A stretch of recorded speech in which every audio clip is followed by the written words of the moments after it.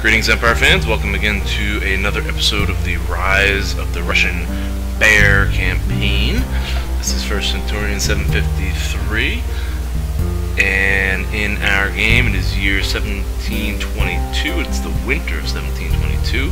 The Russian Empire has expanded into the Balkans, also capturing Greece and Athens down here, Istanbul, Bulgaria, Serbia, extending our empire into these primarily Orthodox lands, with the exception of Istanbul. Greece being primarily Orthodox, 90%, Bulgaria 80%, Serbia 85%, making it somewhat easy to hold on to these territories once we've captured them. This looks like it's a little bit of a problem, but once we rebuild that palace, that should secure it for the most part. So we're liberating these Orthodox lands from their Islamic oppressors of the Ottoman Empire. The Ottoman Empire has removed its capital back here to Ankara, in modern-day Turkey. We control their primary port, cutting off most of their trade, and being that most of these territories, their European territories, were their highest earning territories, we have economically reduced the Ottoman Empire, and they really can't throw much more at us. This is Sarajevo is their last European capital, not bringing in a lot of wealth, but not really worth it for us to capture because it is primarily Muslim. And we don't need these territories, even though these territories have brought in a considerable amount of wealth for our empire. And it does help somewhat for our objectives. Most of our objectives are in the north. Sweden, Poland, Lithuania, Belarus, and then down here in the Caucasus regions, Dagestan and Georgia. We have 15 of the 20 required territories. We need 6 of the 10 that are specifically listed. So we really need to move away from the Ottoman Empire and start focusing on capturing these specific regions that we need. So we tried to broker peace with the Ottomans last episode, but I believe they rejected us, and they still have a naval blockade on the Crimean here. So what we're going to do now is we're going to attempt to break this naval blockade, or we're going to start planning to break this naval blockade. I don't feel any need to expand on any further Ottoman territory. If we can break the naval blockade, then we can open up trade. There are several countries that we have trade agreements with that we cannot trade with. Maratha Confederacy, Spain, Venice, and the Italian states all have trade agreements with us that are cut off by this Ottoman blockade. So lifting the blockade will bring in a tremendous amount of income. Also, we don't want these trade agreements to be canceled before we can gain some profit from them. So we have to work on defeating this fleet.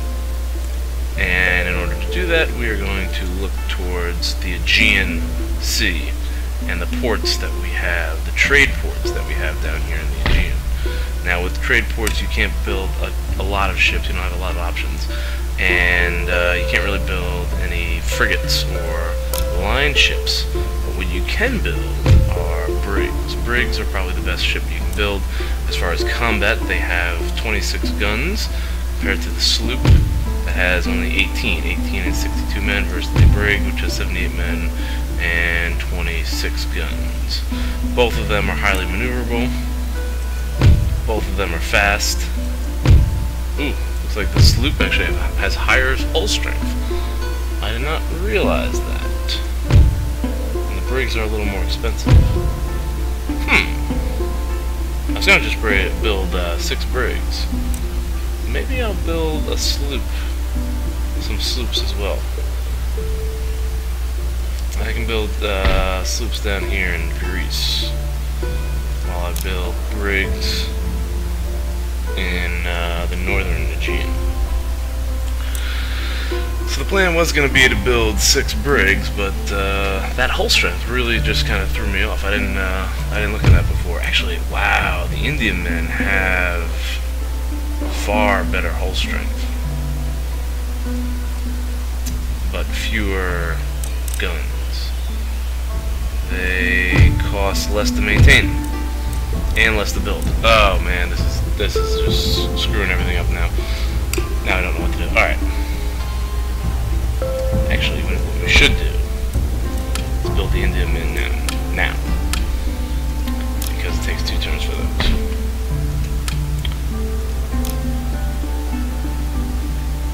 I hope I'm right with that. Okay, we'll find out, and maybe we'll get them to broker peace in the meantime. All right, here we have a band of Ottoman raiders. It's a mob of 60. Which we probably can take out with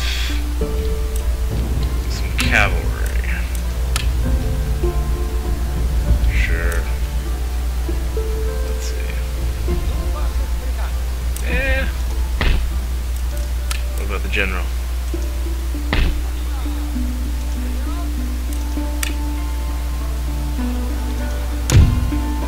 Still feeling neutral after that. Good, so let's send the entire force to finish off this minor band here.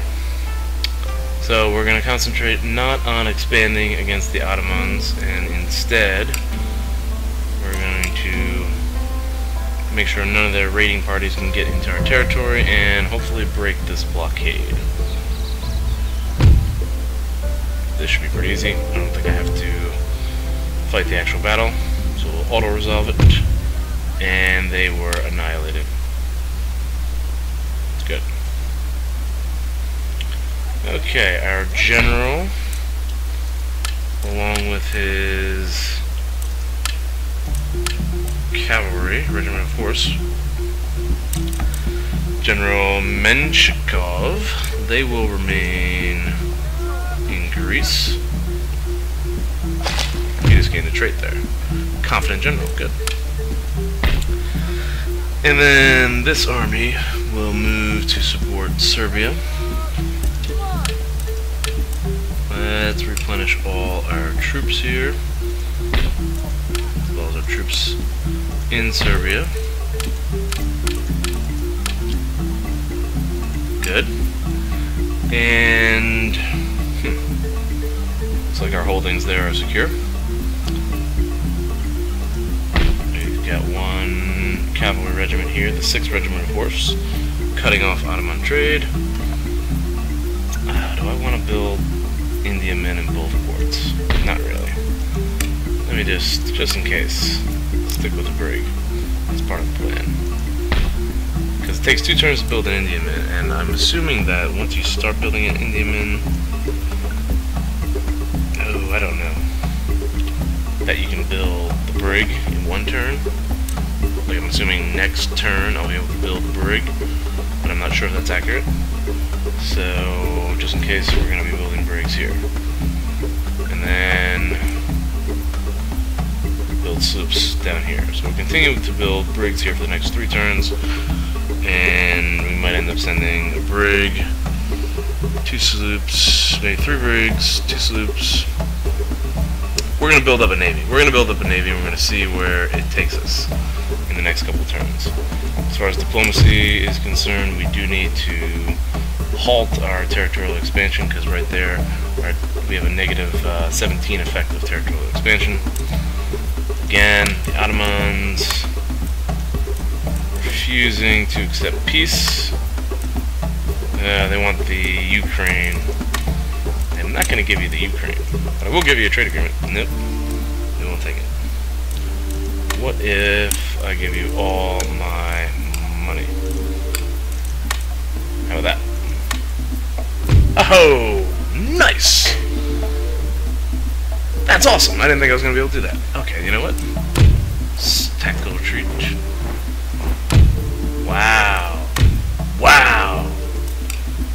scratch these, well, maybe keep the Indian men, but scratch this brig, and instead build an Indian man. There we go. Okay, that's amazing. Alright, this is the tactical retreat right here. And let's return him to the capital. So I think we got a trade agreement with them as well. So that means that we have to be making a ton of money. 6,000. Oh, wow, that's awesome. All of our trade agreements, trade routes are now open. The Ottoman Empire, the Italians, the Venetians, the Spanish, Prussians were already going, so was Denmark, France, Great Britain, Courland, the Maratha Confederacy. They have the potential to probably be the biggest trading partner. This will hopefully give us the ability to establish an alliance with the Maratha Confederacy. That's our next goal. Very friendly. Huh. That was great. That's fantastic. Lots of trade flowing in here. Okay. I think that should be enough for this turn. So we're not at war with anyone right now except for the pirates. That's correct. We're allied with Dagestan, Denmark, Poland, Lithuania. We have a slew of trading partners, and there's hostile relations with the Ottomans and with Sweden. Sweden is a big concern up in the north, but we are poised to respond to any Swedish threat. We have the Boris, able to raid fishing ports. We've got Ivan Nikita, poised to sabotage this iron mine, and Yegor Kissen, who will strike that iron mine. And our modern army, with General Igor Zimyatov, veteran general. He's bloody, but he's superior, and he's a cavalryman. Who's that? Ooh, and there are some grenadiers reinforcing the army as we speak. Who's that? Protestant missionary. And that is a gentleman. Okay, this army is fully stacked. 1, 2, 3, 4, 5, 6, 7 line infantry.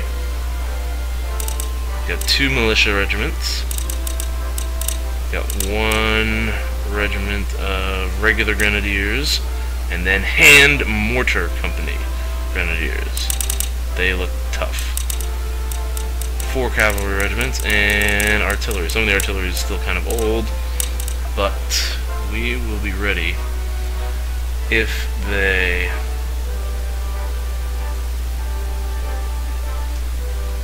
there we go. We don't want it to be right on the border. Into the woods. If Sweden declares war, we will be ready to respond. Alright. That was huge that we got that